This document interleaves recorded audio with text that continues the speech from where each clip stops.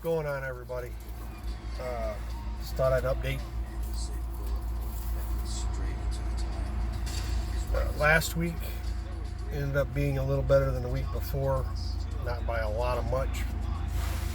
This week should be better for sure.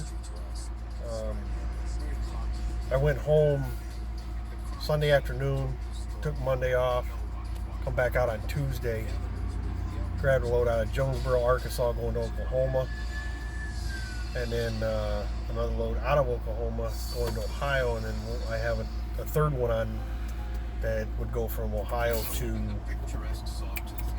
Georgia. Still trying to find something out of Georgia.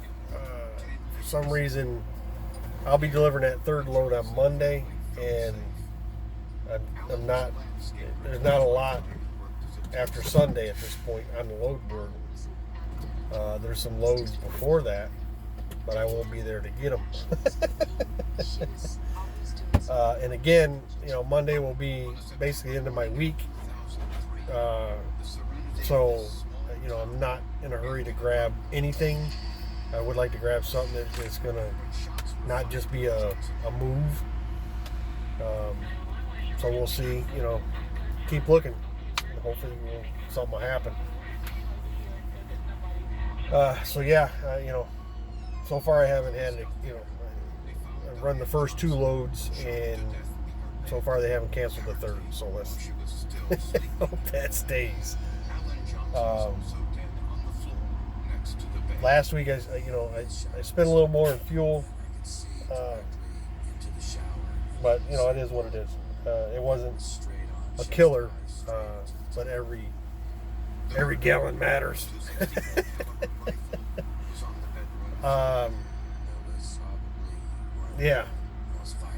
But I got the comment from Mr. Bennett.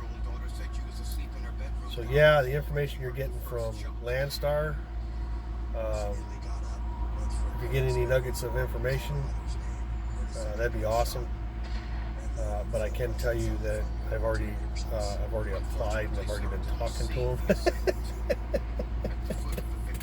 I didn't do any load board demo, and the reason I didn't is because I'm not going to lay too much stock in a demo, because obviously they're going to show you, the rainbow and not necessarily the rain cloud. I haven't done that, but I have been looking online for any information that anybody might have posted detailing their load board or going over it or showing you, information that's on it. One thing I can say is obviously it looks like they have a wider variety of loads, and that's just because what you're looking at is brokered loads. A lot of them, not to say Landstar don't have dedicated customers, they do. They also have, drop and hook customers that they deal with, so contracted type freight. And the thing I like about it though is when you look at the load, you're looking at the total offering on that load, which they pay 65% just like Schneider does. The only thing and it's not that I don't like it, I don't think it shows, it's not very transparent, is with the Schneider load board, the rate you're seeing is what they would pay you. So you don't see the total. So if the rate was $3 a mile, they're only showing you what they're showing you. And I'm not saying that they're dishonest or they're intentionally skimming anything off the top, but they're the broker for most of these loads. And from everything I've ever seen and all the information I've looked up, the broker usually gets their little piece of the pie first. So the thing is you can't say 100% that they're not, taking a fee up front and then giving you 65% of what's left. Because the rates I've seen on the Landstar load board information that I've seen, for the areas that I normally run now, their rates are definitely better. So, is that always going to be the same? No. I do know that you do have even more range in dealing with this, because you will be dealing with brokers, but that gives you the opportunity to also negotiate rates. If you see something you like, pick up a phone, make a phone call. Hey, I'm looking at this. I'd like to run it, but I'd like to run it at this rate versus what you're offering. It's a yes or no thing. And then, once you develop some relationships with some of these brokers, that can be helpful also, for sure. So I think it opens up more, that you can do more. It gives you a larger pool to choose from, and it gives you opportunity. Like here, Schneider, for the most part, it's a Midwest East Coast company. I know they run all 48, but when you're looking and choosing loads, and again, I don't know if the load board I look at is the same load board that someone, say, out of Charlotte, North Carolina looks at. I would think it'd be all the same. And it probably is. But if you look at our loads, and all the air, I've looked, because you can look at destination or origin on the load board, and I've gone to the origin or the destination side, and I've looked at Arizona, New Mexico, Nebraska, Nevada, and there's just not a lot of freight with this company that goes to those areas, or even comes out of those areas. Now, if you get east of 35, it goes way up. The amount of freight that's available is, not like through the roof, but you know what I mean. Now, I have seen a couple loads, like one out going to Redland, California, and I've seen another one that goes to Casa Grande, Arizona. But again, that's just two. And you would think with a company that's running all 48, there would be maybe not as much out west, but more. If that makes sense.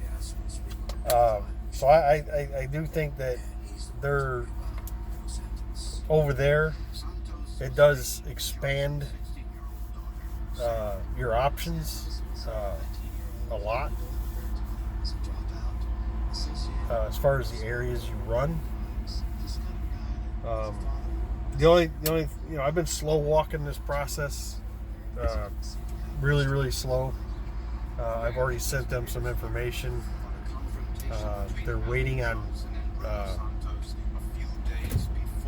they're waiting on a DOT on a truck. They're waiting on a drug test. I haven't done either one. And again, if you're thinking about moving a truck there, and you haven't talked to them, though you do, that is your dime. I've already made a contact with one of their, because Landstar, to get a DOT done for Landstar, you have to go to a Landstar certified shop. Whether they have TAs, they have some repair shops, but the mechanic that does the DOT has to be approved by Landstar. And it's only $45. And then I think the drug test is $17.50. I think was the price I seen, or something to that effect. Um, so yeah,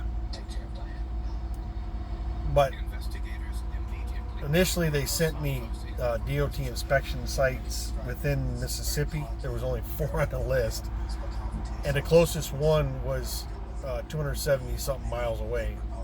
So unless I could find a load that took me through there, I would have to make that round trip when I'm home, and I really don't want to spend that kind of money on diesel for a $45 DOT. So I asked them to send me, do you have anything in Tennessee? Because I live right next to Memphis. I figured there'd be something in the Memphis area, and no, again, nothing close whatsoever. So I have asked them if they have anything in West Memphis or Arkansas, because I'm hoping they may have something in the Memphis area, the West Memphis area, I should say, that I can get that done, because once you do the DOT and the drug test part, you have 30 days, and if you don't make the move within 30 days, then you'd have to do them both again, and I don't want to do something twice. So I'm just waiting to see. One of the things I'm looking at is obviously the economy, because we did have over 4,000 trucking positions, not drivers leaving a company, going to a company, but we had over 4,000 trucking positions eliminated last month.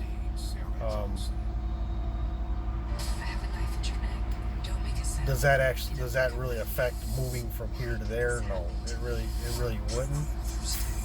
But you have to take that into account, because it really doesn't. As far as your cost, fixed cost, that's going to remain the same no matter who you drive for. But if availability drops off, because a lot of their markets, a lot of their loads are through independent brokerage houses. If the spot market takes a hit, that's obviously going to affect you big time. And whereas here at Schneider, it's more based on contracted freight than it is brokered loads. They do have loads that they run for other companies. I've run a couple. They're just brokered from another transportation company. So yeah, that could affect your bottom line, and maybe you should take a hit. So one of the things I'm waiting for, and once I see that, I will make the hard call, is I'm waiting to see the jobs report for this month. I looked at the jobs report for last month. There were some losses in some key industries in this country, but overall, there were gains. But what I'm looking at, on the manufacturing side, they're saying manufacturing is now in a recession in this country, which is they use that word so damn much. It makes it sound like a doom and gloom type word. It just means that output has shrunk. Could there be job losses from that? Yeah. But the thing is how far will it shrink? Are they just cutting back to reduce inventories? If you pay attention to the GM strike, that could be the case, because GM has not been in a big hurry to settle this strike, and that could be just an opportunity for them to reduce inventories of vehicles that they have already made. But with the job, the thing is, you're coming into the holiday season. It's the seasonal hiring that I'm more interested in, because companies will try to, like any business, is they're going to try to project what they're looking at as far as monies, as far as what people's going to be spending this holiday season, because they don't want to overproduce or overhire, because if they don't produce or sell as much as they want or plan on, know, those are losses. In any business, you know, obviously losses are a bad thing. And they try not to do it. So, you know, I'm just kind of seeing where these companies, what they're looking at, what they're seeing. Because if they see a soft sale season, obviously, you know, there's not going to be as much freight being moved.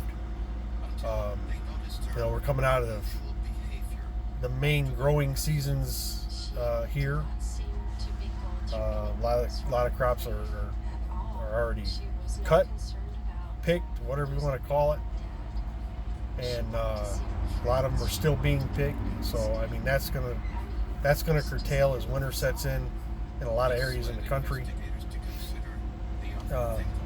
So right now it's about the holidays and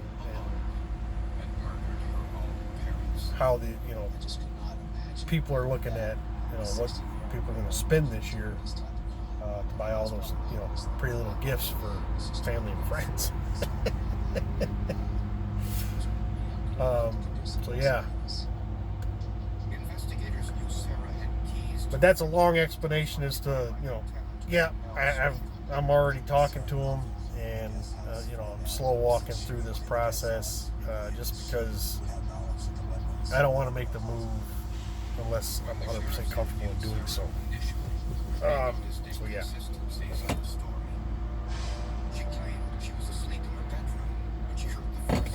But other than that, we're going to keep moving.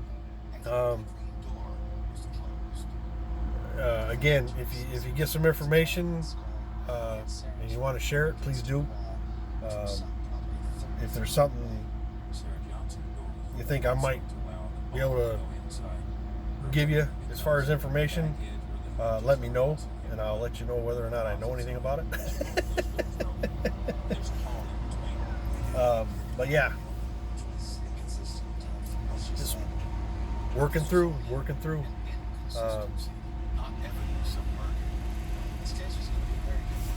Gonna eat some dinner and hit the hay. And tomorrow's just a driving day.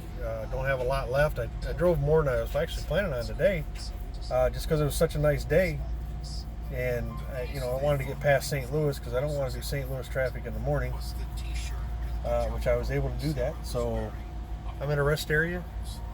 Me and the boss are hanging out and just enjoying the weather because it's really nice, sunny, low 60s. So, you know, not sitting in this truck roasting, and I don't have to run the APU. And hopefully tonight I don't end up with a reefer next to me. So far I don't, because last night the reefer that was next to us, oh my lord, that was the loudest reefer I've ever in my life been even remotely close to. That thing was nuts. I mean, it just vibrated my whole truck, and I would have moved, but there wasn't another spot to move to, so I just ended up where I ended up. But yeah, other than that, just gonna keep doing what we do. So as always, I appreciate you guys taking the time. Be safe. We'll talk to you.